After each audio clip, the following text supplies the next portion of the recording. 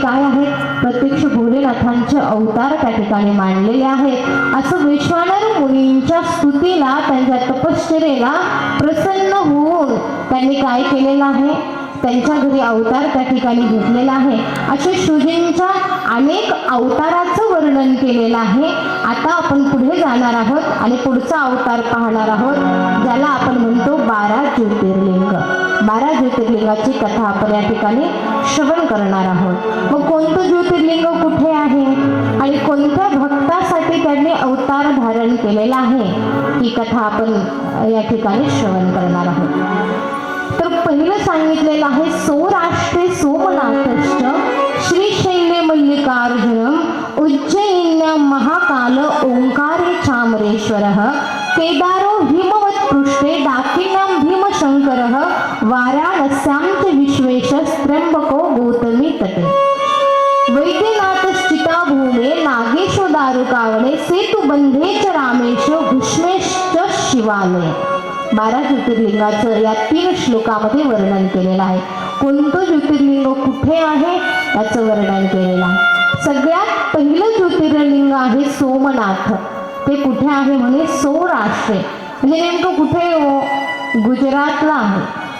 आपण द्वारकेला गेल्यानंतर या सोमनाथ भगवंताचं आपल्याला दर्शन होतं. आपण द्वारकेला गेल्यानंतर गुजरातमध्ये आपल्याला हे सोमेश्वर भगवंताचं दर्शन होतं. हे पहिलं ज्योतिर्लिंग आहे 12 ज्योतिर्लिंगापैकी. आणि काय आहे याची आख्यायिका? कोणासाठी हा अवतार घेतला शिवजींनी, त्याचं वर्णन या ठिकाणी केलेलं आहे.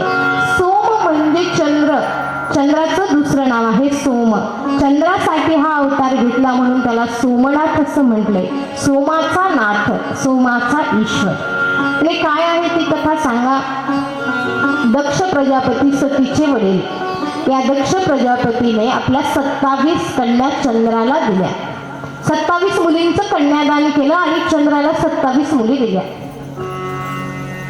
पण चंद्र 27 दक्षाच्या मुलींचा स्वीकार करतो, पण प्रेम मात्र एकीवरच करतो. सगळ्यात जास्त प्रेम तो रोहिणीवर करायचा. मग बाकीच्या मुलींनी तक्रार केली वडिलांकडे, बाबा तुम्ही आमच्या सगळ्यांचं कन्यादान केलं, पण आमचे पती म्हणावं तसं आमच्यावर प्रेम करत नाही. रोहिणीवर जास्त करतात आणि आमच्यावर करत नाही. दक्षाने चंद्राला बोलवलं आणि सांगितलं, बाबा पंक्ती भेद करू नकोस, त्याचं महान पाप आहे. तू भेद का करतोस? मी तुला सगळ्या मुलींचं कन्यादान केले, तू सगळ्यांवर सारखं प्रेम कर. असं कोणी सांगितलं? दक्षाने चंद्राला सांगितलं. चंद्र हो म्हटला आणि चंद्र निघून गेले त्या ठिकाणावरून. पुन्हा काही दिवस असेच व्यतीत झाले आणि पुन्हा चंद्र पूर्वीप्रमाणे वागायला लागला. पूर्वी जसंच रोहिणीवर प्रेम करायचा तसंच रोहिणीवरच प्रेम करायला, बाकीच्या पत्न्यांवर प्रेम करत नव्हता, पाहिजे तसं करत नव्हता. पुन्हा दुसऱ्या वेळेस तक्रार केली दक्षाकडे. आता दक्षाला राग आला आणि राग आल्यानंतर दक्ष म्हणायला लागला की अरे म्हणे, तुला समजावून सांगून कळत नाही का? सांगितलं ना तुला सगळ्यांवर सारखं प्रेम कर, सांगून कळत नाही तर मी तुला शाप देतो, तुला क्षय नावाचा रोग होईल. शाप दिला चंद्राला, क्षय नावाचा रोग होईल. चंद्र आता चिंतेत पडले, करावं काय? सासरी बुवांनी शाप दिलाय. मग देवतांनी सांगितलं काय करा म्हणे? प्रभास क्षेत्रामध्ये जा आणि तिथे जाऊन शिवांची आराधना करा. जेव्हा ज्याला कुठेच कुणीच आधार दिसत नाही, त्याचा आधार फक्त भोलेनाथ आहे. मग सांगितलं काय? जा म्हणे तुम्ही आणि प्रभा क्षेत्रामध्ये जाऊन शिवजींची आराधना करा. चंद्र आले आणि येऊन प्रभा क्षेत्रामध्ये शिवजींची आराधना त्यांनी सुरू केली. 6 महिने महामृत्युंजय मंत्राने त्यांनी शिवजींची आराधना केली. महामृत्युंजय मंत्र कोणता आहे? ओम त्र्यंबकम यजामहे सुगंधिं पुष्टिवर्धनम उर्वारुकमिव बंधनान मृत्युर्मुक्षीयमामृता. हा काय आहे? महामृत्युंजय मंत्र आहे. आणि या महामृत्युंजय मंत्राने दक्षाने 6 महिने शिवांची आराधना केली. किती महिने? 6 महिने यांनी शिवजींची आराधना त्या ठिकाणी केलेली आहे आणि शिवजी त्याला प्रसन्न झाले. प्रसन्न झाल्यानंतर विचारलं काय पाहिजे? सांगितलं मला क्षयरोग होण्याचा शाप दक्षाने दिलेला आहे, तो माझा नष्ट व्हावा. शिवजींनी सांगितलं एका पक्षामध्ये तुझ्या कला वाढतील आणि एका पक्षामध्ये कमी होतील. या अवस्थेमध्ये तू खुशाल तू काय कर म्हणे, तुझ्या पत्न्यांसोबत निवास कर. काय होतं मग, पौर्णिमा आली, पौर्णिमेच्या दिवशी चंद्र पूर्ण होतो आणि पौर्णिमा संपली की पौर्णिमेपासून त्याची एक एक कला काय होते, कमी कमी व्हायला लागते, घटायला लागते. आणि अमावस्या आली की पूर्ण काय होतं, चंद्र दिसत नाही, पूर्ण कला त्याचा घटून जातात. पण अमावस्येपासून काय होतं, चंद्राची एक एक कला वाढायला लागते आणि चंद्र पौर्णिमेला पूर्ण दिसतो. असं शिवजींनी त्याला वरदान दिलेलं आहे. त्याचा क्षयरोग शिवजींच्या कृपेने त्या ठिकाणी नष्ट झाला. सगळी देवता त्या ठिकाणी आली आणि आल्यानंतर देवतांनी त्या ठिकाणी चंद्रकुंडाची स्थापना केली. आपण जर गेलो सोमनाथला तर तिथे आपल्याला चंद्रकुंड पाहायला भेटतं. चंद्रकुंडाची स्थापना त्या ठिकाणी केलेली आहे आणि सांगितलं की जो व्यक्ती 6 महिने, ज्याला क्षयरोग झालेला आहे, अशा माणसाने 6 महिने जर त्या चंद्रकुंडामध्ये स्नान केलं तर त्याचा काय होतो म्हणजे क्षयरोग नष्ट होतं. अशा चंद्रकुंडाची त्या ठिकाणी स्थापना केलेली आहे. शिवजींना विनंती केली की आता इथून जाऊ नका, तुम्ही प्रगट झालात ना, आता इथून जाऊ नका, तुम्ही काय करा, इथेच निवास करा, असं शिवांना आग्रह केला. आणि असा आग्रह केल्यानंतर शिवजी सगळ्यांच्या आग्रहास्तव त्या प्रभास क्षेत्रामध्ये गुजरातला निवास करू लागलेले आहेत. कोणामुळे, चंद्रामुळे निवास करू लागले, सोमामुळे निवास करू लागले, म्हणून त्यांचं नाम पडलं सोमनाथ. बोलिये सोमनाथ भगवान की, भुवनेश्वर भगवान. अशा पद्धतीनं त्यांचं नामकरण झालेलं आहे सोमनाथ. त्यानंतर दुसरं ज्योतिर्लिंग सांगितलं मल्लिकार्जुन. हे आपण पहिलं ज्योतिर्लिंग विस्ताराने पाहिलंय. आता दुसरं ज्योतिर्लिंग ज्याचं नाव आहे मल्लिकार्जुन ज्योतिर्लिंग. याचं वर्णन केलं. हे कुठे आहे हो, श्रीशैलमला आहे, आंध्र प्रदेशामध्ये. कुठे आहे, आंध्र प्रदेशामध्ये आपल्याला हे 2 नंबरचं ज्योतिर्लिंग पाहायला भेटतं. म्हणजे हा अवतार कोणामुळे घेतलाय, कालच्या कथेमध्ये आपण पाहिलं गणेशांचा विवाह झाला, कार्तिकेय पृथ्वी प्रदक्षिणा करून आले, नारद भेटले आणि नारद भेटल्यानंतर नारदाने कार्तिकेयला सांगितलं तुझ्यावर तुझ्या आई बाबांनी अन्याय केलाय. मग कार्तिकेय रागवून क्रौंच नावाच्या पर्वतावर आले. शिवजी आणि पार्वती मुलाची समजूत घालावी म्हणून त्याच्या मागे आले आणि त्या क्रौंच पर्वतावर आले. जेव्हा शिवजी आणि पार्वती त्या पर्वतावर आले, कार्तिकेयांनी पाहिलं, रागून 3 योजन पुढे गेले आणि सांगितलं आता माझ्याकडे यायचं नाही, आलात तर मी इथून कायमचा निघून जाईल. पण शिव आणि पार्वती क्रौंच पर्वतावर पुत्र प्रेमामुळे निवास करू लागले. तेच दुसरं ज्योतिर्लिंग म्हणजे मल्लिकार्जुन ज्योतिर्लिंग. मल्लिका म्हणजे मातोश्री आणि अर्जुन म्हणजे भोलेनाथ. पुत्रासाठी त्यांनी दुसरा अवतार धारण केला आणि तो म्हणजे मल्लिकार्जुन. बोलिये मल्लिकार्जुन भगवान. त्यानंतर भोलेनाथांनी तिसरा अवतार धारण केला, महाकाल. कुठे आहे हे सगळ्यांना माहिती, उज्जैनला महाकालेश्वर रूपाने अवतार धारण केला. म्हणजे हा अवतार कोणासाठी धारण केला, महाकालेश्वर रूपाने. याचं वर्णन केलेलं आहे. महादेवाचा एक गण असतो भोलेनाथांचा, ज्याचं नाव असतं मणिभद्र. आणि या मणिभद्राचा काय असतो, एक मित्र असतो ज्याचं नाव असतं चंद्रसेन आणि तो राजा असतो. मणिभद्र आणि चंद्रसेन. हा मणिभद्र काय करतो, आपल्या मित्राला चंद्रसेनाला एक चमकणारा काय देतो, मणी देतो आणि तो मणी गळ्यामध्ये घालतो चंद्रसेन आणि गळ्यामध्ये घालून त्या ठिकाणी युद्धाला जात असतो, बाहेर फिरत असतो. बाकीचे राजे पाहतात की म्हणे याच्याकडे चमकणारा मणी आहे, तो मणी आपल्याला असला पाहिजे. म्हणून सगळे राजे लोक ठरवतात की सगळ्यांनी मिळून याच्यावर आक्रमण करायचं, सगळ्यांनी मिळून याच्या नगरीवर आक्रमण करायचं. सगळे राजे लोक ठरवतात आणि सगळे त्याच्या नगरीला घेरा घालतात, याच्यावर आज आक्रमण करायचं. सगळे त्याच्या नगरीला त्या ठिकाणी घेरा घालतात की आपण काय करायचं म्हणे, याच्यावर आक्रमण करायचं. आणि हा असतो फार मोठा शिवभक्त. हा फार मोठा शिवभक्त त्या ठिकाणी असतो. हा शिवजींची आराधना करत असतो. रोज काय करायचं, मातीचं शिवलिंग निर्माण करायचं पार्थिव आणि रोज त्या शिवलिंगाचं पूजन करायचं. माझा आधार कोण आहेत म्हणे, फक्त आणि फक्त भोलेनाथ त्या ठिकाणी माझा आधार आहे, असं त्यांचं काय होतं, त्यांचा दृढ विश्वास होता. आणि शिवलिंगाचे पूजन करायला बसतात. एक दैत्य आतमध्ये येतो त्यांना मारण्यासाठी, एक शत्रू पक्षातला राजा, आणि त्यावेळेस त्यांना तो मारायला लागतो.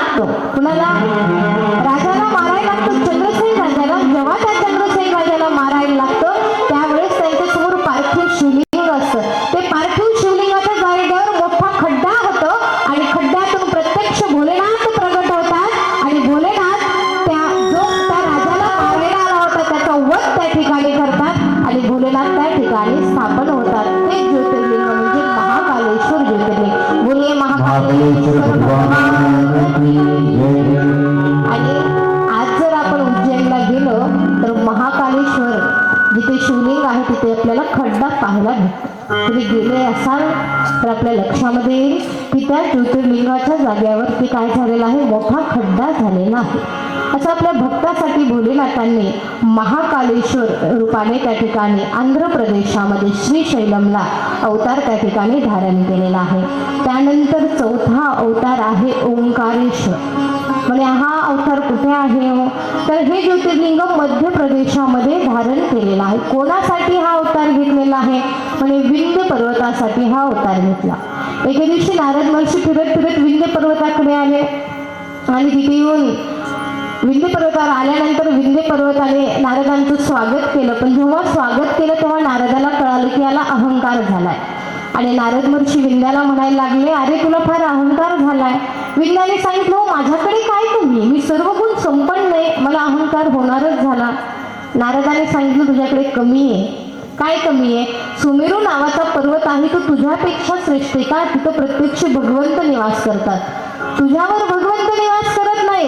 म्हणजे तुझी केवढी मोठी नगरी असं तुझ्या घरात जर संत येत नाही, देवाचं वास्तव नाही तुझ्या घराला करायचं काय, सोन्याचं घर असू दे काही तुझ्या घराला करायचं नाही, किंमत नाही तुझ्या घराला.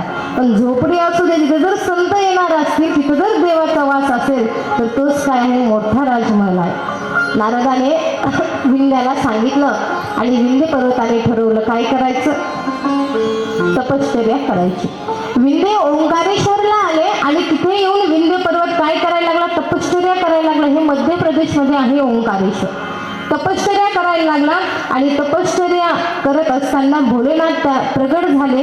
एक सदाशिव रूपाने ओंकारेश्वराच्या रूपाने प्रगट झालं आणि दुसरं याने पार्थिव शिवलिंग निर्माण करून तिथे पूजन करत होता.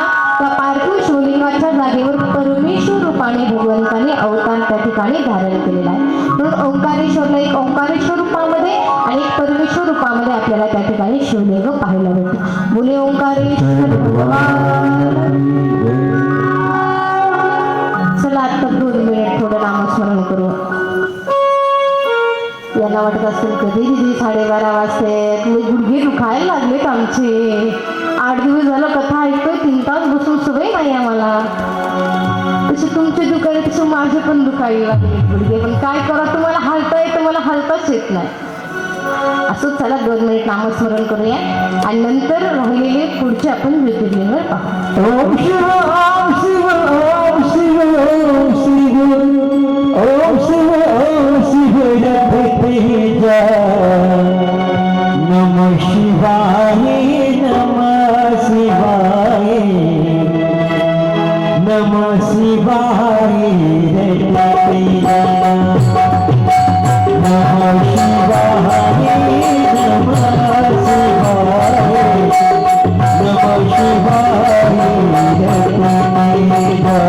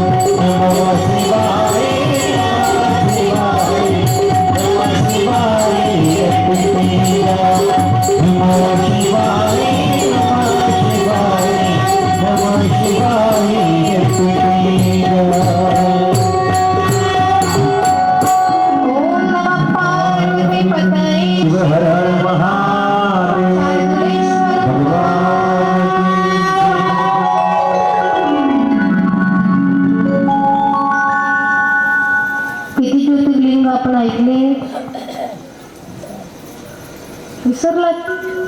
चार चार ऐकले. आता आपल्याला 5वं ज्योतिर्लिंग पाहायचं. 5वं ज्योतिर्लिंग आहे केदारेश्वर. कुठे आहे म्हणे? उत्तराखंडामध्ये आहे. हा अवतार कोणासाठी घेतला शिवजीने? नरनारायणासाठी घेतला. नरनारायण हिमाचलमध्ये उत्तराखंडामध्ये शिवजींची आराधना करत बसतात, आराधना करतात, भोलेनाथ प्रसन्न होतात आणि हे नरनारायण सांगतात, प्रभू लोकांच्या कल्याणासाठी तुम्ही इथे निवास करा. आणि त्या दोघांच्या सांगण्यावरून शिवजी त्या ठिकाणी केदारेश्वर रूपाने निवास करतात. सुजी म्हणतात, जो मनुष्य त्या केदारेश्वराचं पूजन करतो आणि तेथील जल पितो, केदारेश्वरला गेल्यानंतर तेथील गंगेचं जो जल त्या ठिकाणचं जल पितो म्हणजे त्याला पुन्हा पुनर्जन्म प्राप्त होत नाही. एवढे त्या केदारेश्वराचं महात्म्य त्या ठिकाणी वर्णन केलेलं आहे. बोलिये केदारेश्वर भगवान.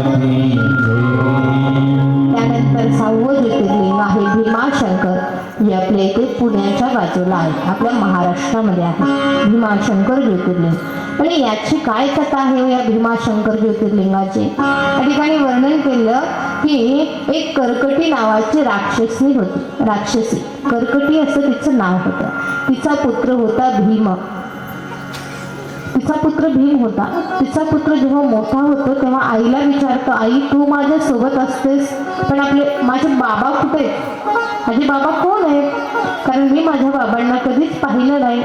त्यावेळेस ती सांगते, बाळ तुझ्या बाबाचं नाव कुंभकर्ण होतं आणि ते आता नाही आहेत, रामचंद्रांनी त्यांना मारलं. सगळा वृत्तांत ती कर्कटी आपल्या मुलाला सांगते. हा म्हणतो, भीम म्हणतो, याने माझ्या वडिलांना मारलं, मी आता वडिलांचा बदला घेणार. भीम काय करतो? ब्रह्मदेवाची आराधना करतो आणि ब्रह्मदेव जेव्हा प्रसन्न होतात तेव्हा ब्रह्मदेवाकडे वरदान मागतो की मला अप्रतिम बल द्या, माझ्या बलाला श्रीमान असा, एवढी ताकद एवढी शक्ती माझ्या अंगामध्ये द्या, असं वरदान त्या ठिकाणी ब्रह्मदेवाकडे मागतो आणि ब्रह्मदेव तथास्तु म्हणतात. आणि आता हा पृथ्वी जिंकण्यासाठी निघतो. ब्रह्मदेवाने वरदान दिलं म्हणून याला वाटतं आता आपण अमर झालो, पण पृथ्वी जिंकण्यासाठी हा निघतो. पृथ्वी जिंकण्यासाठी निघालेला आहे आणि त्या ठिकाणी जो शिवभक्ती करतोय, देवाचं नाव घेतोय, यज्ञ करतोय, दान करतोय, गोसेवा करतोय, त्याने ती सगळी बंद केली. आणि शिवभक्ती करणारा एक कामरूपेश्वर नावाचा राजा त्याला रस्त्यामध्ये भेटला. तो शिवभक्ती त्या ठिकाणी करत होता. एकच राज्य असं होतं की जिथे शिवभक्ती सुरू होती आणि सांगूनही त्या ठिकाणी शिवभक्ती चालूच होती. त्या राजाचं नाव होतं कामरूपेश्वर. त्याची अशी दृढ श्रद्धा होती की आपण जर शिवजींचं नाम घेतलं, त्याचं पूजन केलं तर रक्षण करण्याची जिम्मेदारी त्याच्यावर असते. तो बघेन काय करायचं, मी शिवजींचं नाम घ्यायचं सोडणार नाही, असं दृढनिश्चय या कामरूपेश्वराने आपल्या मनामध्ये केलेला होता. भीम आला आणि भीमाने समजावून सांगितलं की स्तोत्रपाठ करायचं नाही,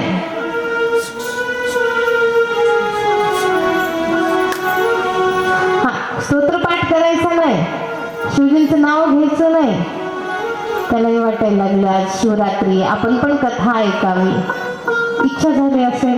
कालपासून मांजर फिरायला लागली, कालपासून तुला इच्छा होईल शिवकथा ऐकायची असं. हा तो कामरूपेश्वर म्हणायला लागला की मी शिवजींचं नाव सोडणार नाही, माझं रक्षण करते ते, माझा त्यांच्यावर विश्वास आहे, असा दृढ निश्चय या कामरूपेश्वराने मनामध्ये केलेला आहे. त्या भीमाने सांगितलं सगळं बंद करायचं, या कामरूपेश्वराने सांगितलं बंद होणार नाही. मी काय करणार म्हणे, माझी शिवभक्ती मी काय करणार आहे, चालूच ठेवणार आहे. समजावून सांगून निघून गेला, पण कामरूपेश्वराने आपली शिवभक्ती त्या ठिकाणी बंद केली नाही. त्याने काय केलं, याला बंदी बनवलं, राजाला बंदी बनवलं. पण राजाने तिथेही पार्थिव शिवलिंग बनवायचं आणि त्याचं पूजन करायचं, हा त्याचा नियम असायचा. आणि आता मात्र त्या भीमाने एवढ्या वेळा सांगूनही याला कळत नाही, पण भीमाने हातामध्ये तलवार घेतली, ठरवलं आता यालाच मारायचं. म्हणजे हाच काय करतोय, सगळ्या लोकांना सांगतोय शिवभक्ती करायची, मुख्य माणसाचा वध केल्यावर मग बाकीच्यांची काय हिंमत आहे पुढे यायची. म्हणून या कामरूपेश्वराला मारण्यासाठी भीम हातामध्ये तलवार घेतो आणि हातामध्ये तलवार घेऊन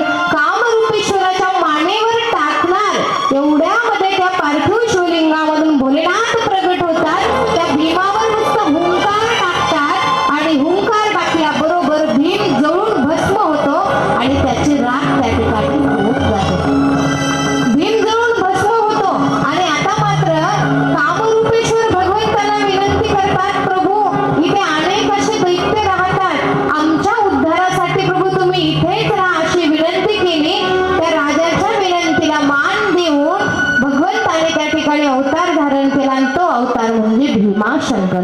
बोले भीमाशंकर भीमाशंकर रूपाने आपल्या महाराष्ट्रामध्ये एक अवतार धारण केलेला आहे. पुण्याच्या बाजूला आहे भीमाशंकर.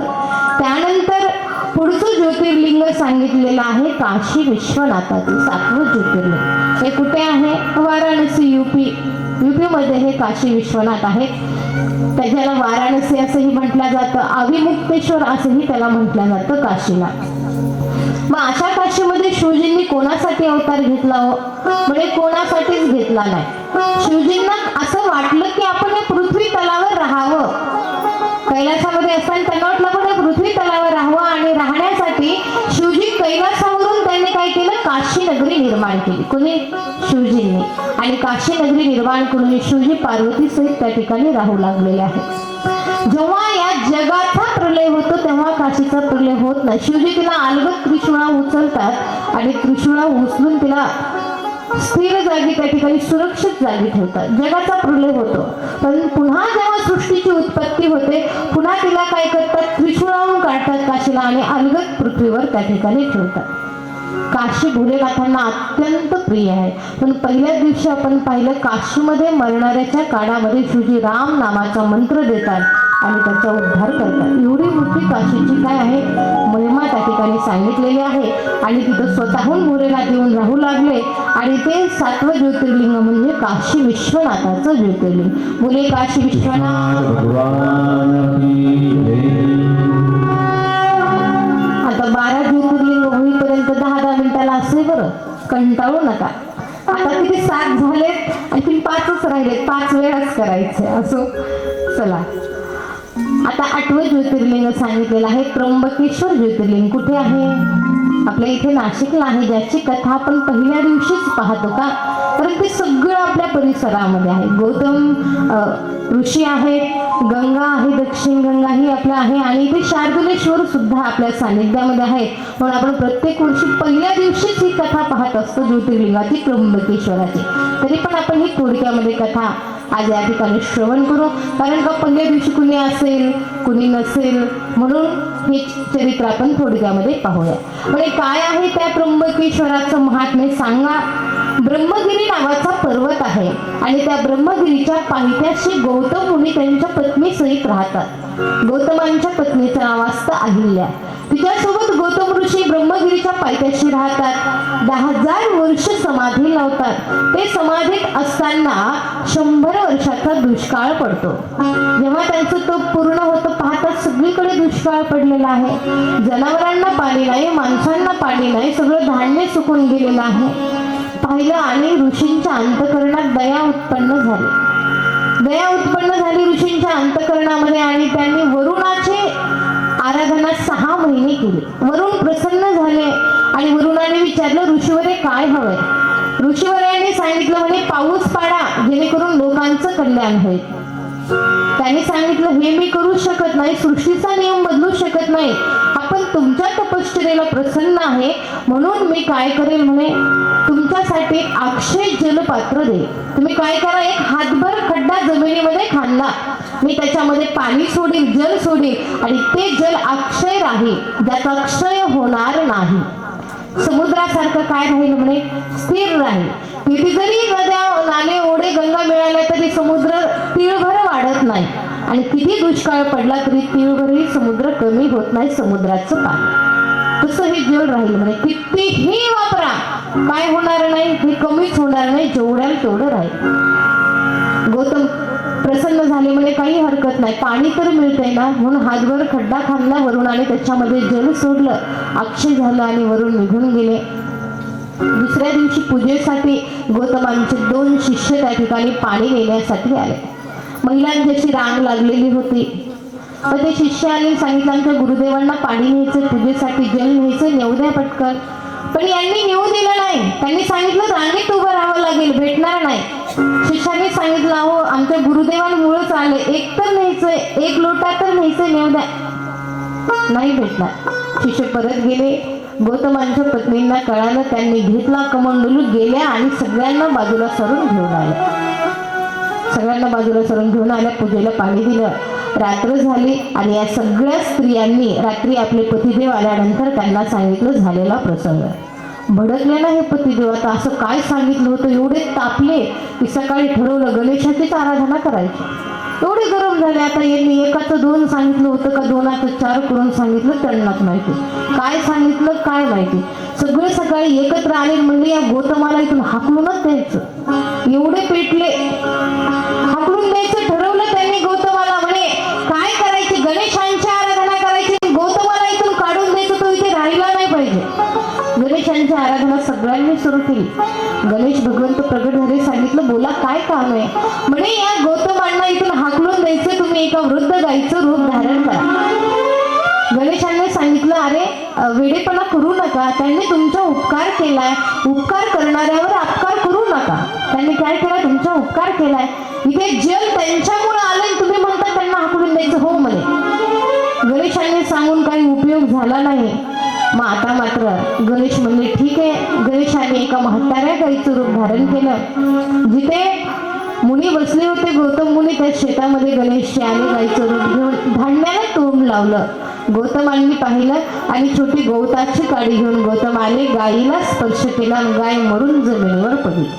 रडायला लागले गौतम महर्षी, माझ्याकडून पातक झालं. पत्नीला सांगितलं. एवढ्यामध्ये सगळे लोक त्या ठिकाणी आले.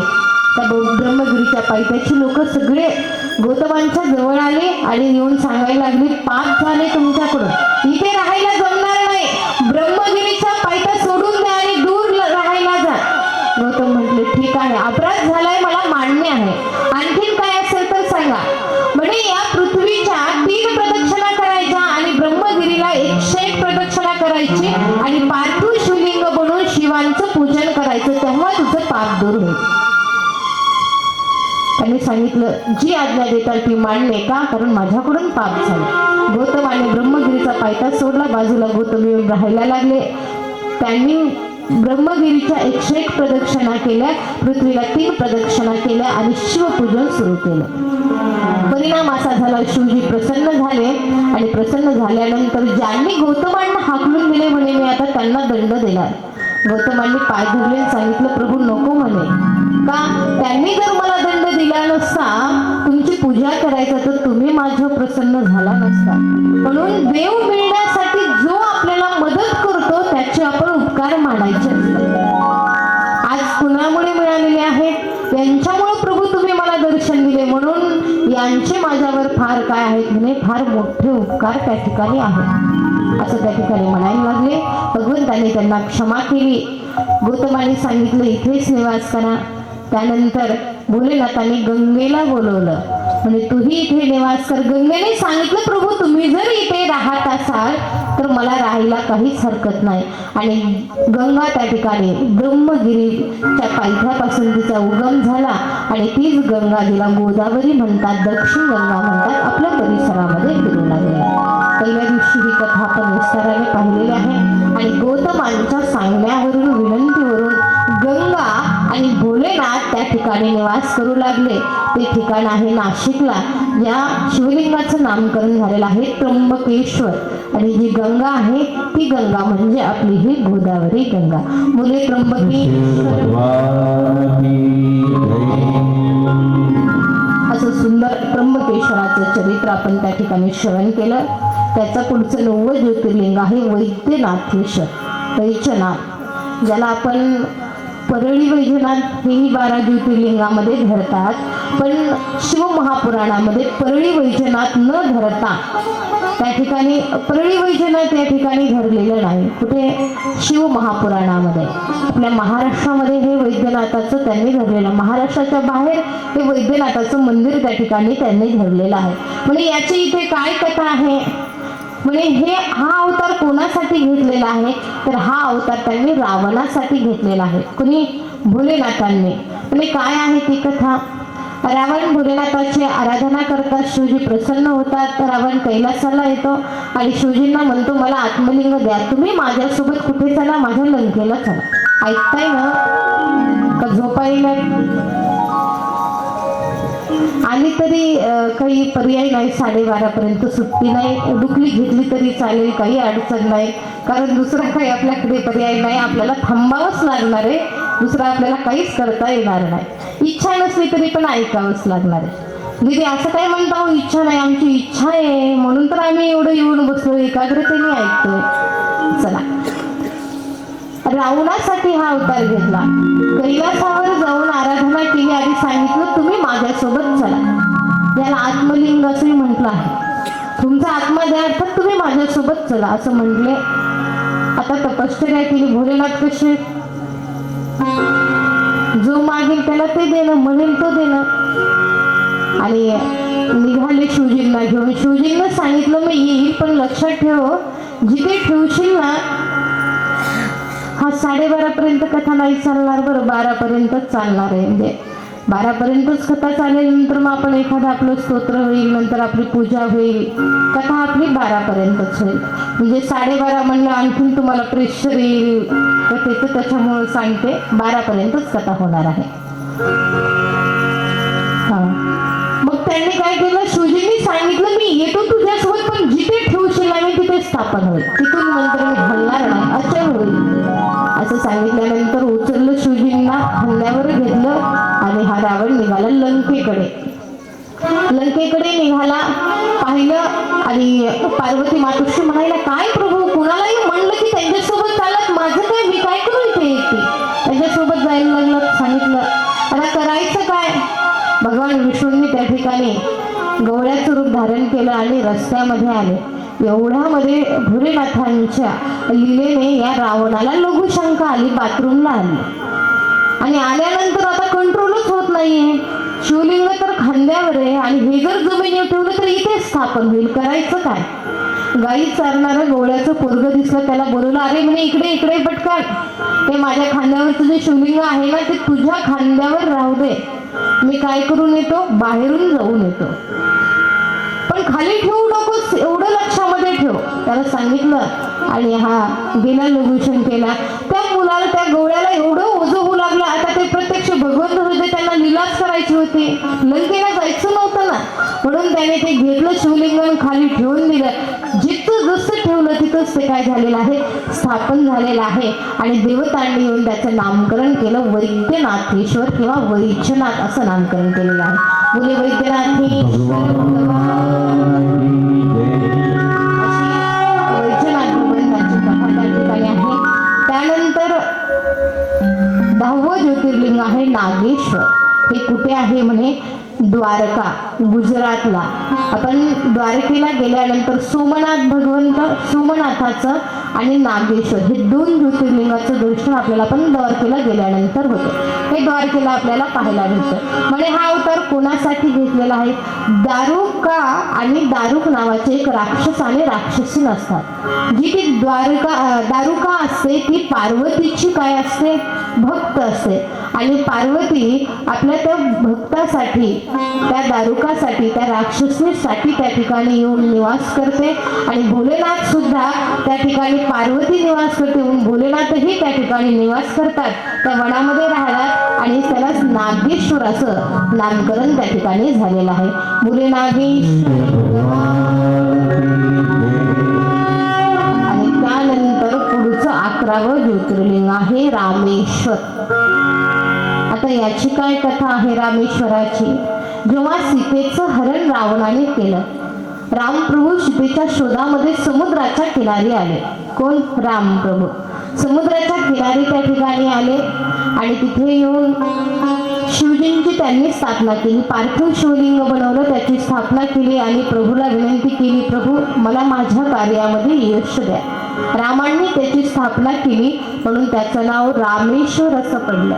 महात्म्याने त्याचे 2 अर्थ केले. आपण परवाच्या कथेमध्ये पाहिलं, रामाचा जो ईश्वर तो रामेश्वर, आणि दुसरा अर्थ केला राम ज्याचा ईश्वर तो रामेश्वर. रामः यस्य ईश्वरः स रामेश्वर, रामस्य ईश्वरः स रामेश्वर, असे संस्कृतमध्ये त्याचे 2 अर्थ केलेले आहेत. आणि असं रामचंद्रासाठी भोलेनाथाने रामेश्वर अवतार त्या ठिकाणी धारण केला. त्या ठिकाणी रामेश्वर रूपाने रामाच्या नावावरून भोलेनाथ त्या ठिकाणी काय झालेले आहेत, प्रगट झालेले आहेत. आणि त्या ठिकाणी त्यांनी तो अवतार धारण केला. तो अवतार कुठे आहे म्हणे, तामिळनाडूला कन्याकुमारी येथे. कुठे, तामिळनाडू कन्याकुमारी येथे.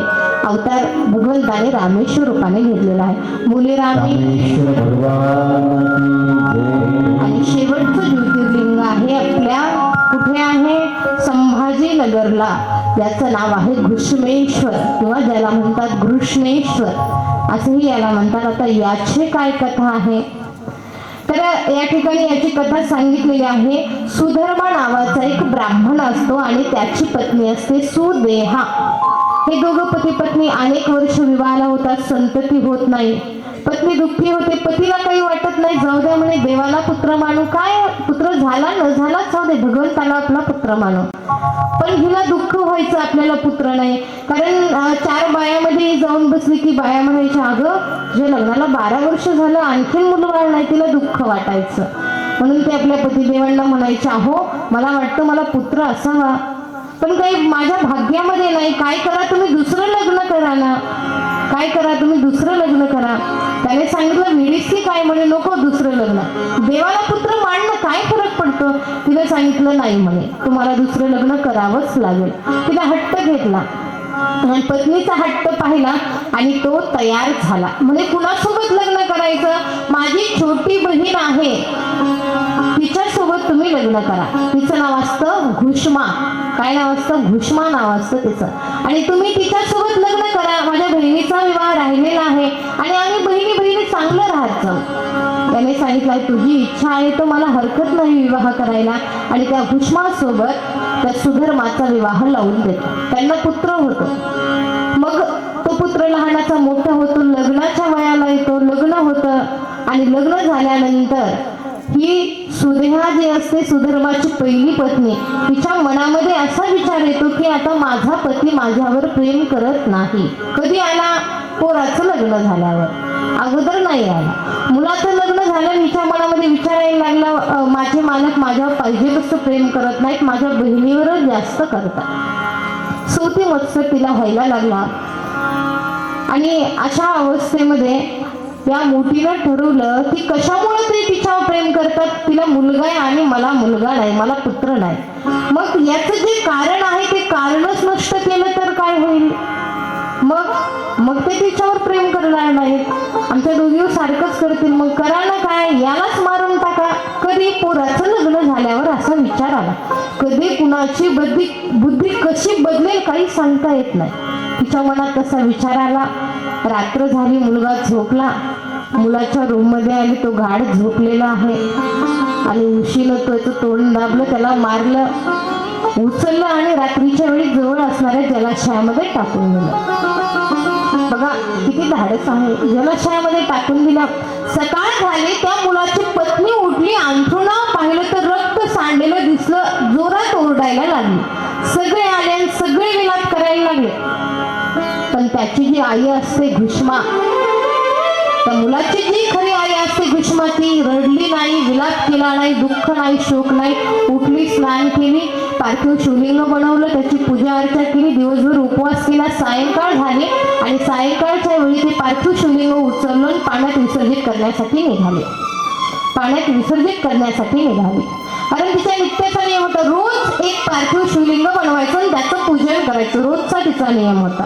तिने उचललं, पाण्यात विसर्जित केलं आणि सायंकाळी विसर्जित करून घराकडे निघाली तसा मागून आवाज आला, आई थांब.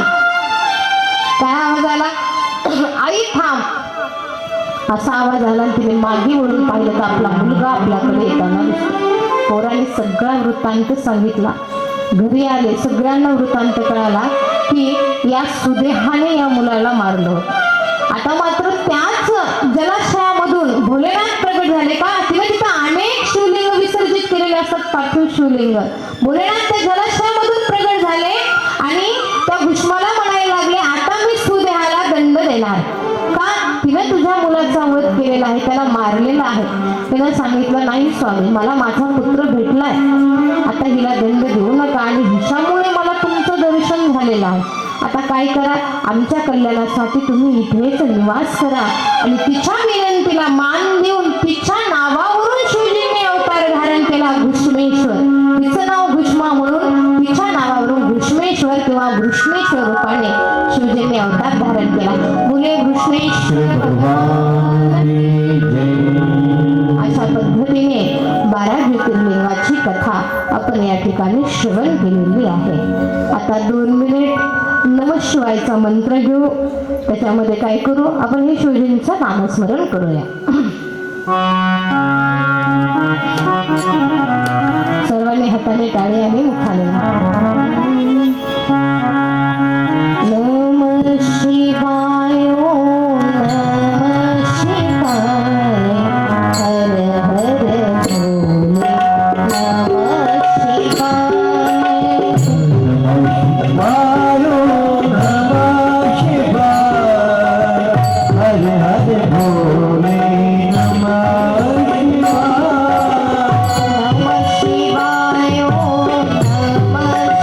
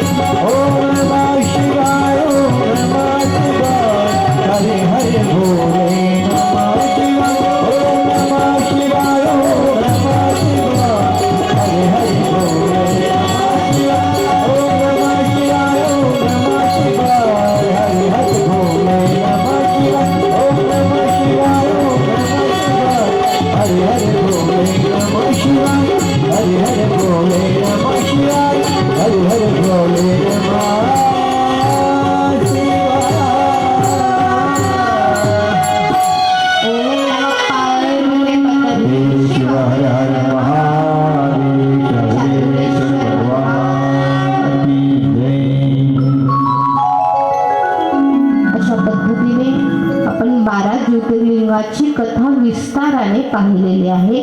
कोणत्या भक्तासाठी भोलेनाथांनी कोणता अवतार धारण केला आणि तो कोणत्या ठिकाणी आहे. आणि त्याचं छानपैकी भजनही आपण केलं. त्याच्यामध्ये 12 ज्योतिर्लिंगाचं नाव आपण त्या ठिकाणी घेतलं आणि 12 ज्योतिर्लिंगाचं भजन केलेलं आहे. मुले पुढे काय आहे, पुढे काय कथा आहे, तर सूत महर्षी शौनकांना सांगतात. पुढे भगवान विष्णू शिवजींचं पूजन करतात. कसं पूजन करतात? 1000 कमलपत्राने शिवांचं पूजन भगवान विष्णू करतात. आपण पाहिलं की दोघं एकमेकांचे काय आहेत, उपासक आहेत. भगवान विष्णू शिवजींचं पूजन करतात आणि शिवजी त्यांचं काय करतात, नामस्मरण करतात. असे दोघं एकमेकांचे उपासक आहेत. आणि भगवान विष्णू शिवपूजनासाठी 1000 कमल घेतात, कमलाचे पुष्प, आणि कमलाच्या पुष्पाने काय करतात, पूजन करायचं ठरवतात. शिवपूजन करतात, पार्थिव पूजन होतं आणि आता शिवजींना फुलं अर्पण करतात. ओम नमः शिवाय, ओम नमः शिवाय म्हणून एक एक फुलं अर्पण करणं सुरू आहे. 999 कमलाची पुष्प अर्पण केली आणि आणली होती 1000, पण 999च राहिली. 999 अर्पण केली, एक कुठं गेलं सापडतच नाही. इथे कुणी आलंही नाही. भगवान विष्णू म्हणतात इथे कुणी आलंही नाही. आणि एक कमल पुष्प गेलं कुठे, असा प्रश्न भगवान विष्णूंच्या मनामध्ये निर्माण व्हायला लागला. सगळीकडे पाहिलं पण कुठेच एक कमल पुष्प सापडलं नाही.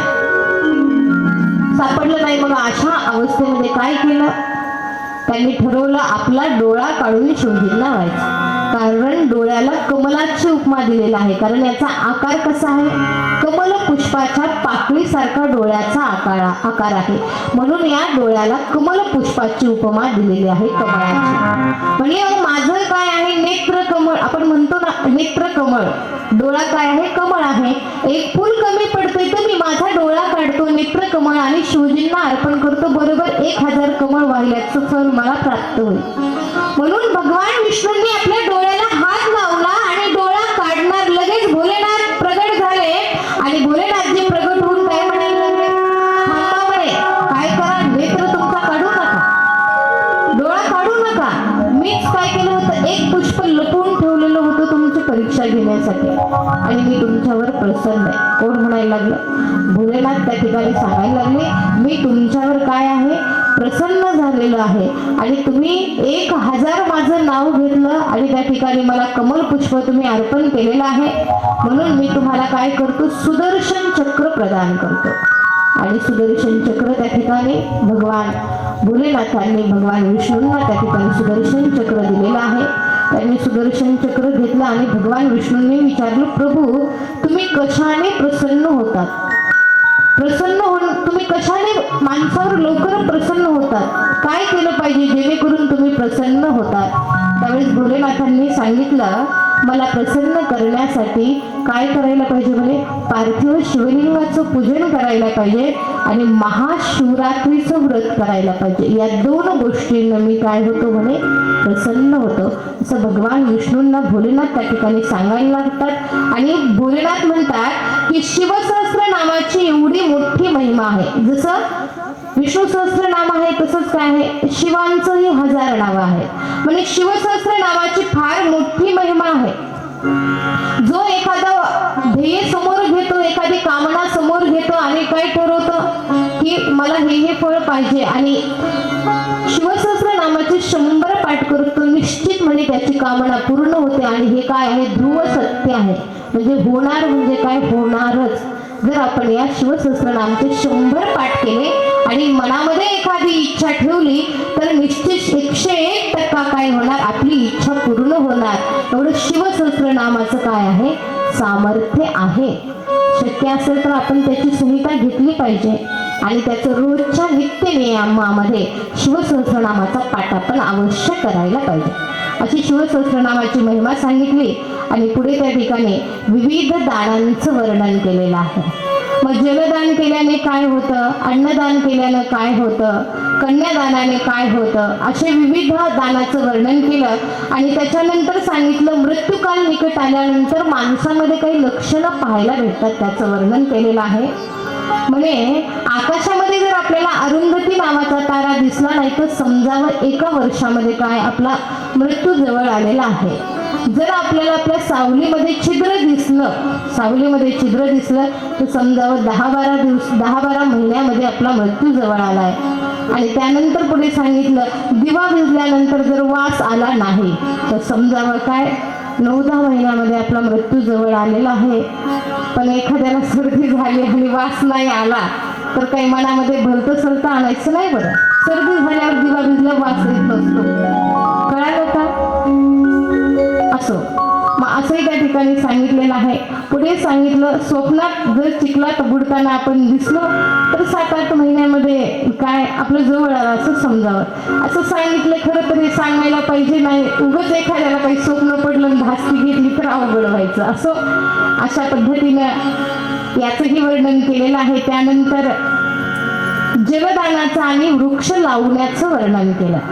म्हणजे जो वृक्ष लावतो ना तीच वृक्ष पुढच्या जन्मात त्याचे पुत्र होत असतात. वृक्ष लावणं म्हणजे फार पुण्याचं काम आहे. का वृक्ष असलं तर काय होतं, पाऊस वेळेवर पडत असतो वृक्ष असल्यानंतर. म्हणून वृक्ष लावणं काय आहे, फार पुण्याचं काम आहे. म्हणून तुकोबाराय काय म्हणतात वृक्षांना, आमचे ते काय आहेत म्हणे सोयरे आहे. वृक्षवली आम्हा सोयरे वनचरे. म्हणून तुकोबारायांनी वृक्षांना आपलं सोयरे म्हटलंय. आपल्या परिवारामध्ये वृक्षांना स्थान त्या ठिकाणी दिलेलं आहे. सोयऱ्यामध्ये स्थान तुकोबारायांनी दिलेलं आहे. म्हणून वृक्ष लागवड करणं फार महत्वाचे आहे. वृक्षामुळे आपल्याला सावली मिळते, फळही मिळतात, वेळेवर पाऊसही त्या ठिकाणी पडला जातो, ऑक्सिजनही मिळते, हवा सगळं आपल्याला वृक्षापासून मिळतं. म्हणून वृक्ष लावणं म्हणजे झाडे लावणे काय फार महत्वाचं आहे. म्हणून आपण शाळेत नारा करत असतो झाडे लावा झाडे जगवा, आहे का नाही? शाळेमध्ये फेरी निघाली की हा नारा असतो झाडे लावा झाडे जगवा, झाडाचं संरक्षण करा. म्हणून झाडाचं संरक्षण करणं काय आहे फार महत्वाचं त्या ठिकाणी सांगितलेलं आहे. कारण झाड आपल्याला फळं फुलं छाया सगळंच देतो. म्हणून वृक्ष लावण्याचं फार मोठं महत्व, जलदानाचंही फार मोठं महत्व त्या ठिकाणी सांगितलेलं आहे. आणि सत्य भाषणाचं महत्व सांगितलं आणि अन्नाचं तर फार मोठं महत्व सांगितलं, अन्नदानाचं. म्हणजे अन्नदानासारखं दुसरं दान नाही. का? कारण भूक लागल्यानंतर माणूस काय करतो, अन्नाच्या शोधामध्ये जातो. म्हणून अन्नदान सर्व दानामध्ये श्रेष्ठ दान त्या ठिकाणी सांगितलेलं आहे. असं अन्नदानाचं वर्णन त्या ठिकाणी केलं, जलदानाचं वर्णन त्या ठिकाणी केलेलं आहे. त्यानंतर काय दान दिल्यानं काय मिळतं याचंही वर्णन केलं.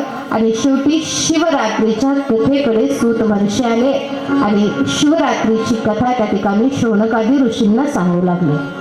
आणि आज काय आहे, महाशिवरात्रीची तिथी आहे. आणि आजच्याच दिवशी भोलेनाथ अग्निस्तंभातून प्रगट झाले. म्हणून आपण आजच्या दिवशी महाशिवरात्री साजरी करू. बरोबर आहे? असंच ऐकलंय ना आपण?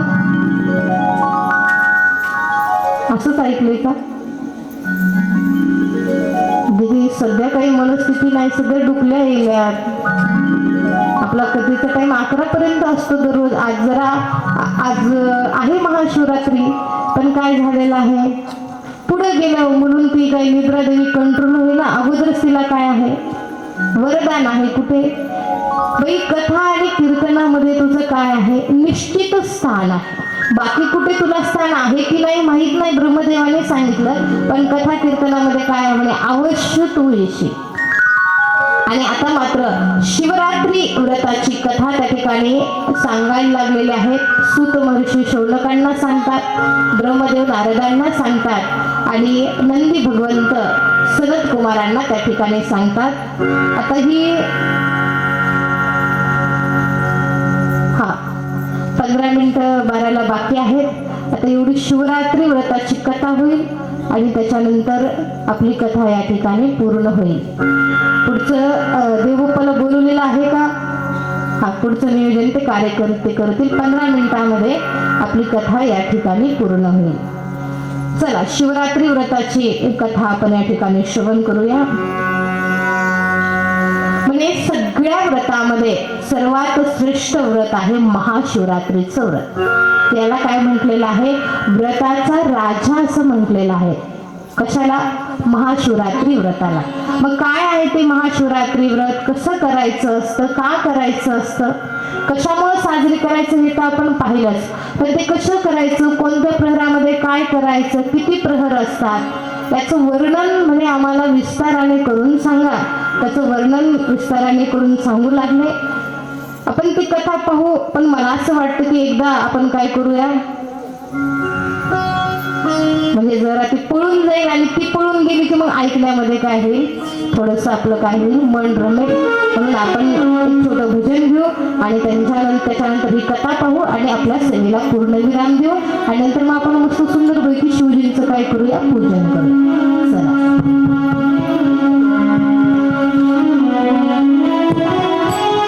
तेरी चौखट पे आना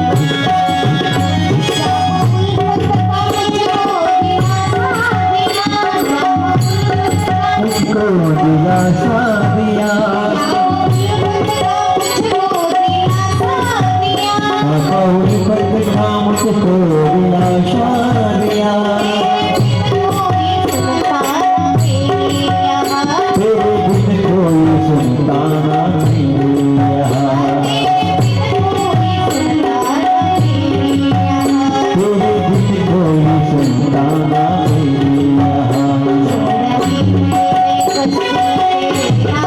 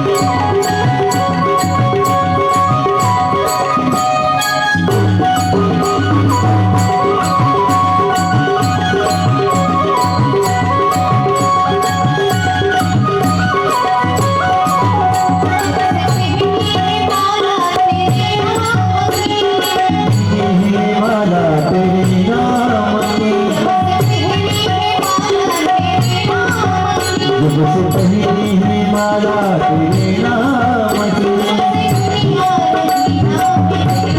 हो तब से दुनिया रही नाम रे नाम की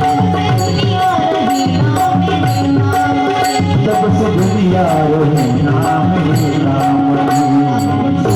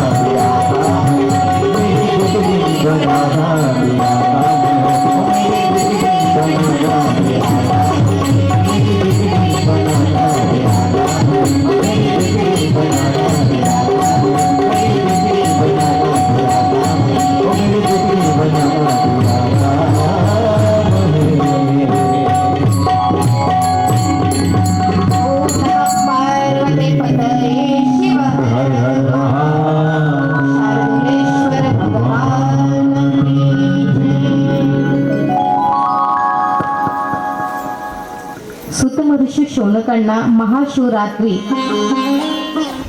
व्रताची विधी आणि उद्यापन आणि त्या दिवशी काय करावं हे त्या ठिकाणी सांगतात. म्हणे शिवजींचं सर्वात उत्तम व्रत आहे महाशिवरात्रीचं व्रत आणि हे व्रत केल्यानंतर शिवजी त्या ठिकाणी काय होतात, प्रसन्न होतात. असंही त्या ठिकाणी अत्यंत सुंदर असं व्रत आहे. म्हणे हे कसं करायचं तर म्हणे ज्या दिवशी महाशिवरात्री आहे त्या दिवशी सकाळी लवकर उठायचं, उठून प्रातःकाळी स्नान करायचं आणि सकाळी शिवपूजन करायचं. मंदिरात शक्य झालं नाही तर घरी करायचं, झालं तर शक्य मंदिरात करायचं. पण सगळ्यांनीच इच्छा व्यक्त केली मंदिरात तर सगळ्यांना मिळणं शक्य नाहीये. म्हणून ज्यांना भेटेल मंदिरामध्ये पूजा करायची त्यांनी मंदिरात करायची, ज्यांना नाही भेटली त्यांनी आपल्या घरच्या शिवलिंगाचे शिव भोलेनाथाचं पूजन त्या ठिकाणी सकाळी करायचं आहे. आणि त्यानंतर शिवजींचं पूजन झाल्यानंतर दिवसभर आपण उपवासाचं व्रत करायचे. महाशिवरात्रीच्या दिवशी एकादशी प्रमाणे आपल्याला उपवास करायचा आहे. महाशिवरात्रीच्या दिवशी मग दिवसभर नामस्मरण करायचं आहे. जेवढं होईल तेवढं शिवजींचं नाम घेता आलं पाहिजे. वेळ आपला भोलेनाथांच्या सेवेमध्ये या दिवशी आपला काय झाला पाहिजे, व्यतीत झाला पाहिजे. अशा पद्धतीने आपण दिवसभर हे काम त्या ठिकाणी करायचं आहे. शिवांना विनंती करायची आहे, प्रभू मी हे महाशिवरात्रीचं व्रत करत आहे, काय करा निर्विघ्नपणे हे व्रत पार पाडा. कारण काय सत्कार्य करायचं म्हटल्यानंतर अनेक विघ्न आपल्या कार्यामध्ये येत असतात. काय येत असतात, डोंगरेजी महाराजांनी याचं फार सुंदर वर्णन केलेलं आहे. जेव्हा आपण चांगलं कार्य करायला जातो ना तेव्हा इंद्रचंद्रांना देखवत नाही. स्वर्गातल्या देवतांना फार आनंद होतो का आपण हे करायला नाही होत. इंद्रचंद्रांना पाहवत नाही. म्हणे ही माणसं असून किती धन्य आहेत, रोज कथा ऐकतात, रोज कीर्तन ऐकतात, शिवपूजा करतात. कोणाला वाटतं, देवतांना हेवा वाटतो आणि देवतांना वाटतो आमचा जन्म या भारत भूमीमध्ये व्हावा. कोणाला, इंद्रचंद्राने देवतांना वाटतं तिथे काही सुख नाहीये स्वर्गामध्ये इंद्रचंद्रांना. का पुण्यक्षीण झालं की पुन्हा मृत्यू लोकामध्ये त्यांना यावं लागतं जन्माला. आणि स्वर्गामध्ये गेला तिथं भजन करता येत नाही, शिवकथा ऐकायची म्हटली तरी भेटत नाही, शिवपूजन करता येत नाही, संत संगती करता येत नाही, काहीच भेटत नाही. ते सगळं कुठे भेटतं, फक्त आणि फक्त या मृत्यू लोकामध्ये, तेही भारत भूमीमध्ये भेटतं. म्हणून आपली भारतभूमी श्रेष्ठ सांगितलेली आहे. म्हणून शिवांना विनंती करायचं, प्रभू मी हे व्रत करते निर्विघ्नपणे पार पडो. कारण चांगल्या कार्यामध्ये अनेक विघ्न येत असतात. असं शिवजींना विनंती त्या ठिकाणी करायची आहे. आणि रात्रीच्या प्रथम प्रहरामध्ये शिवजींचं पूजन करायचं. आता दिवसाचे 4 प्रहर, रात्रीचे 4 प्रहर. सायंकाळी 6 वाजले की 6 ते रात्रीचे 9 पहिला प्रहर, 6 ते रात्रीचे 9 पहिला प्रहर, 9 ते रात्रीचे 12 दुसरा, 12 ते पहाटेचे 3 तिसरा आणि पहाटेचे 3 ते सकाळचे 6 हा झाले रात्रीचे हे 4 प्रहर. आणि दिवसाचे 4 प्रहर कोणते? सकाळी पहाटेचे 6 ते सकाळचे 9 पहिला, सकाळचे 9 ते दुपारचे 12 दुसरा, दुपारचे 12 ते दुपारचे 3 तिसरा आणि दुपारचे 3 ते सायंकाळचे 6 हे झाले दिवसाचे 4 प्रहर. मग रात्रीच्या पहिल्या प्रहरामध्ये आपण शिवपूजन करायला पाहिजे आणि शिवपूजन करून त्या ठिकाणी काय करायचं म्हणे? गीत गायचं, स्तोत्र येत असेल तर स्तोत्र गायचं, शिवजींचं नामस्मरण करायचं, वाद्य वाजवायचं, नृत्य करायचं, असं वर्णन आपण पहिल्या प्रहरामध्ये शिवांची पूजा करायला पाहिजे. त्यानंतर दुसरा प्रहर लागल्यानंतर आपण पाहिलं की आपण प्रत्येक प्रहरामध्ये एक पार्थिव शिवलिंग करू शकतो किंवा मग एकदा आपण बनवलं तरच शेवटपर्यंत 4ही प्रहरात त्याची पूजा करू शकतो किंवा आपल्या मंदिरामध्ये आपल्या देवघरात असणाऱ्या शिवलिंगाचंही आपण पूजन करू शकतो. जसं आपल्याला शक्य त्या पद्धतीने इथे करायला सांगितलेलं आहे. दुसऱ्या प्रहरामध्ये त्याचप्रमाणे शिवजींचं पूजन करायचं आहे, शिवजींची कथा ऐकायची आहे, व्रतासंबंधी महात्म्य ऐकायचं आहे. तिसऱ्या प्रहरामध्ये त्याचप्रमाणे करायचं आहे, स्तोत्र म्हणायचं आहे, शिवजींचं नामस्मरण करायचं आहे आणि चौथ्या प्रहरामध्येही त्याचप्रमाणे जसं 3 प्रहर आपण करत आलो त्याचप्रमाणे कथा शिवजींची ऐकायची आहे, शिवांचं पूजन करायचं आहे. आपण पाहिलं पूजनामध्ये सुगंधित लाल चंदन असणं महत्वाचं. शिवपूजन तुम्ही कधीही करा पण शिवपूजनामध्ये लाल चंदन नेहमीसाठी आपल्या देवघरामध्ये असायला पाहिजे, नेहमीसाठी लाल चंदन. त्यानंतर सांगितलेलं आहे पुढे काळे तीळ हेही आपल्या पूजनामध्ये नेहमी असावे. काळे तिळाचं शिवपूजनामध्ये फार मोठं महत्व आहे म्हणून काळे तीळ आपल्या पूजनामध्ये असायला पाहिजेत आणि अखंडित अक्षता आपल्या पूजनामध्ये असायला पाहिजे आणि बेलपत्र या 4 वस्तू आपल्या नित्याच्या शिवपूजनामध्ये असल्या पाहिजे. आणि अशा पद्धतीनं शिवांचं पूजन करायचंय आणि जेवढे फूल भेटतील ते फूल शिवांना आपण समर्पित करायचे आहे. कमळ पुष्प भेटले, गुलाब भेटले, जे काही भेटल ते शिवांचं नामस्मरण करायचंय आणि नामस्मरण करून त्या ठिकाणी ती सर्व फूल आपण शिवजींना अर्पण त्या ठिकाणी करायचे आहे. अशा पद्धतीने 4 प्रहरामध्ये शिवजींचं पूजन त्या ठिकाणी करायचं. काही जर झालं नाही तर कमीत कमी बेलपत्र आणि जल शिवांना अर्पण करायचं. बाकी जर काही नाही झालं तरी हरकत नाही पण बेलपत्र आणि जल 1 लोटा जल आपण शिवजींना वाहायलाच पाहिजे. अशा पद्धतीनं शिवरात्री व्रत आपल्याला त्या ठिकाणी करायचं आहे. त्यानंतर शिवरात्री व्रताच्या उद्यापनाचा विधी सांगितलेला आहे, काय करायचं. मग दुसऱ्या दिवशी द्वादशी असते, या द्वादशीच्या दिवशी काही संतांना ब्राह्मणांना त्या ठिकाणी भोजन घालायचं आणि अशा पद्धतीनं शिवरात्री व्रताचं पारणं आपण फेडायचं आहे असं याचं वर्णन केलं. आणि त्यानंतर सांगितलं शिवरात्री व्रत तुम्ही केले, उपवास केलाय आणि जर हे व्रत केले, उपवास केलाय, पूजन केले, सगळं केले पण त्या संबंधीची जर कथा ऐकली नाही तर हे सगळं करून उपयोग नाही. म्हणून शिवरात्रीच्या दिवशी आपण कथा ऐकली पाहिजे. कोणती कथा ऐकली पाहिजे? व्याधाची कथा ऐकली पाहिजे. त्या व्याधाकडून शिवांचं पूजन शिवरात्रीला कसं होतं आणि शिव त्याला कसे प्रसन्न होतात ही कथा आपण त्या ठिकाणी ऐकायला पाहिजे असं या ठिकाणी वर्णन केलंय आणि ती कथा आपण पाहणार आहोत. ऐकताय ना सगळे? हा. गुरुद्रोह नावाचा व्याध असतो, तो निर्दयी असतो, क्रूर असतो आणि भिल्ल वंशात जन्माला आलेला असतो. कोणत्या वंशात? भिल्ल वंशामध्ये तो जन्माला आलेला असतो. त्याचा रोजचा नियम असतो शिकारीसाठी जाणं, प्राण्यांना मारणं आणि त्याच्यावर त्याच्या परिवाराची उपजीविका चालायची. एके दिवशी त्याची आई पत्नी त्याच्याकडे येते, म्हणते बाळ आज फार भूक लागली रे, काहीतरी काय खायला घेऊन ये. आता घरातला जो करता असतो त्याच्यावर जिम्मेदारी असते. घरात काही संपलं राशन की आपण कोणाला सांगतो? घरातल्या मुख्य माणसाला, कर्त्या पुरुषाला. कर्त स्त्री असेल पुरुष असेल आपण त्याला सांगत असतो. हा करता होता घरातला, मुख्य व्यक्ती होता, याला सांगितलं भूक लागली, काहीतरी जेवणाची व्यवस्था कर. कुठून आण, कसं आणायचं दान, काय पाप करायचंय ते कर, कारण काय जे पाप करशील ते सगळं तुझ्या माथ्यावर बसेल का तू करतायस. याला असं सांगितलं. याने घेतलं धनुष्यबाण आणि निघाला शिकारीसाठी. दिवसभर फिरला पण शिकार काही भेटली नाही. दिवसभर फिरला पण शिकार काही भेटली नाही. थकून गेला. 6 वाजले. मग याने ठरवलं काय करायचं म्हणे, जिथे जलाशय असेल ना आपण तिथे जाऊन एका झाडावरती बसू. आणि असं म्हटल्यानंतर जलाशयाच्या बाजूला एक वृक्ष होता, त्या वृक्षावर तो आला, बसला. 6 वाजले सायंकाळचे. पानं होती त्या वृक्षाला एक एक तोडायला आणि खाली टाकायला. ते वृक्ष होतं बिल्व वृक्ष, बेलाचं झाड. त्याला काही कल्पनाच नाही हे कशाचं झाड आहे. उगीच आता काही शिकार तर भेटत नाही म्हणून तोडा पण टाका खाली, तोडा पण टाका खाली, असं त्याने सुरू केलेलं आहे. हातामध्ये पाणी पिण्यासाठी कमंडलू घेतलेला आहे. कमंडलू असा हातामध्ये घातला, इथे अडकवला आणि एका हाताने बेलपत्र तोडायचं आणि खाली टाकायचं. त्याने ते काम सुरू केलं.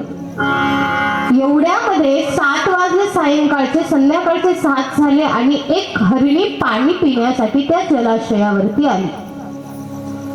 आणि तो दिवस होता महाशिवरात्रीचा. त्याला काहीच कल्पना नाही, दिवसभर खायला भेटलं नाही, उपवास झाला, फिरला.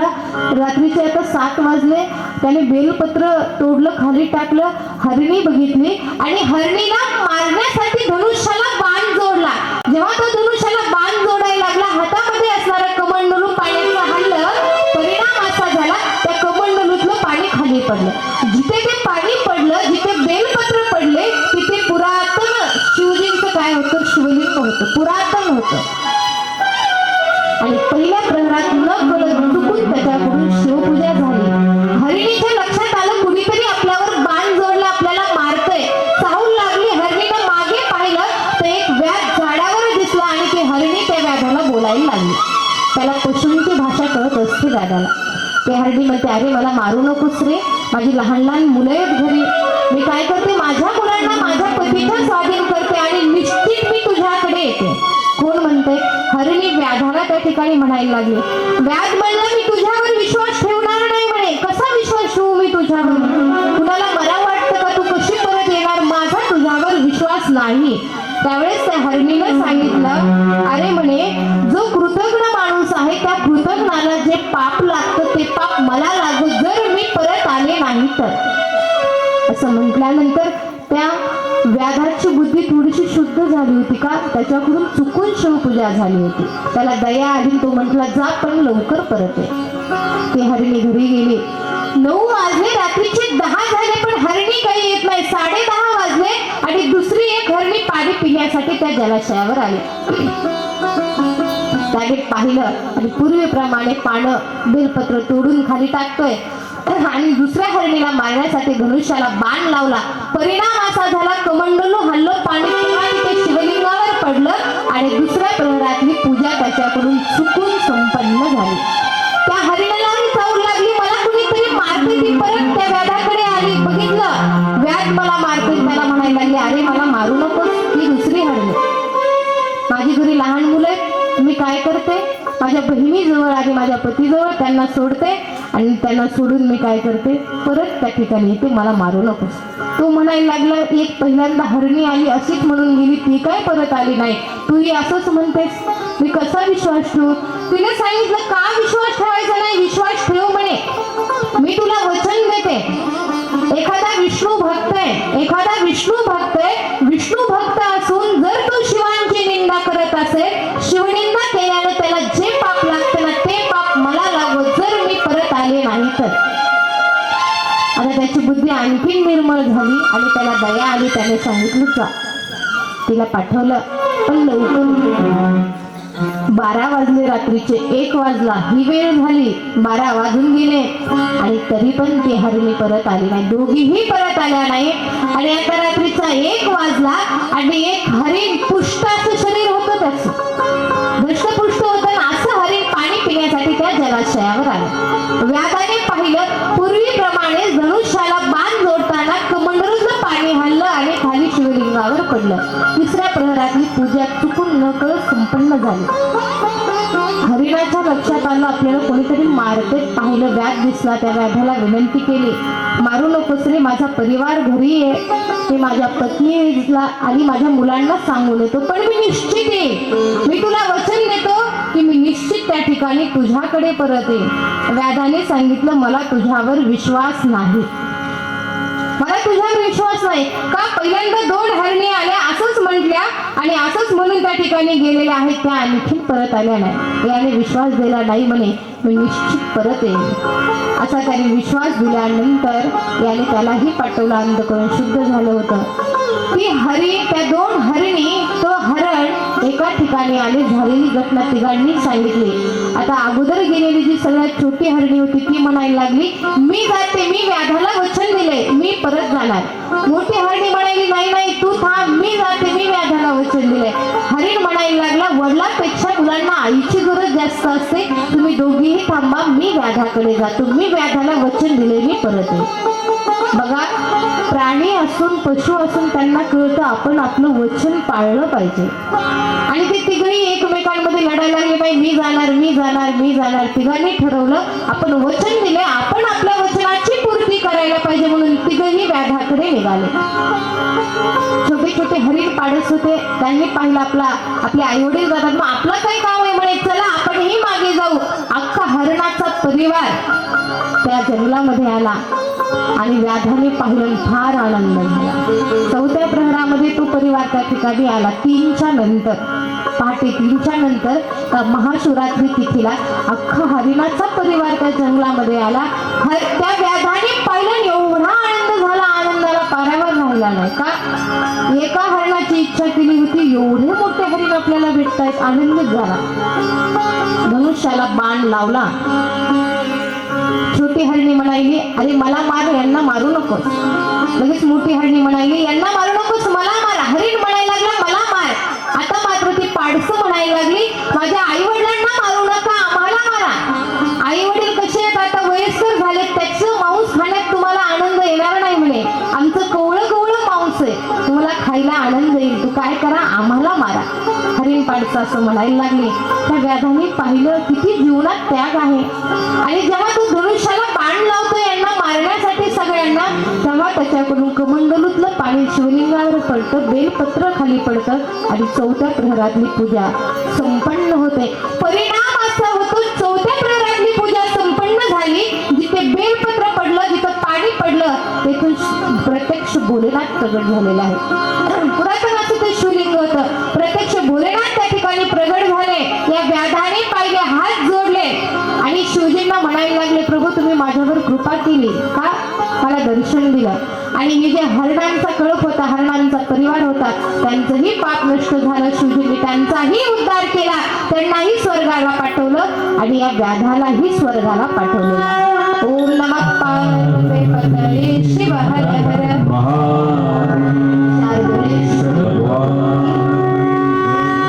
आणि अशा पद्धतीने व्रताचा राजा ज्या व्रताला म्हटलेला आहे ते आहे महाशिवरात्रीचं व्रत, जे तिथे आज आहे. आजच्या दिवशी भोलेनाथ अग्निस्तंभामधून प्रगट झाले.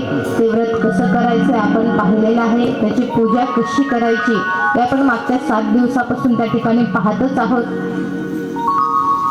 आणि या ठिकाणी आपली कथेची वेळही पूर्ण झालेली आहे. 12:15 त्या ठिकाणी झालेले आहेत. चला देवगोपाल आहेत का?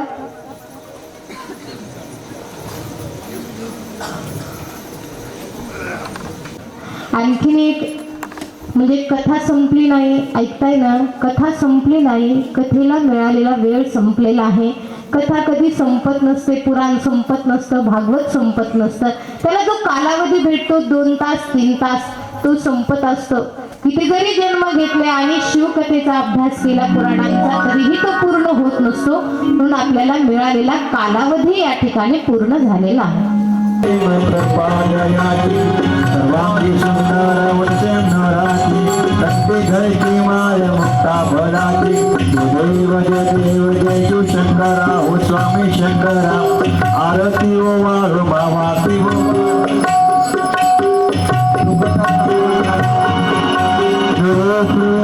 प्रपादयाती. सर्वांगी सुंदर वचन राखी, रक्ते धरती माय मुक्ता भराती. देव जय मंगलवती. दर्शन मागे मागे प्राणे मागे मागे कामना भूते. कृष्णाची हारा तुम गौरी तुम्हारा चंदना देवते तुमको गेले. विजय दलित मत दक्ष बोध भरा रंगन ते पोरे जरने धाकरिया. जय देव जय मंगल मूर्ती. दर्शन मागे मागे प्राणे मागे मागे कामना भूते.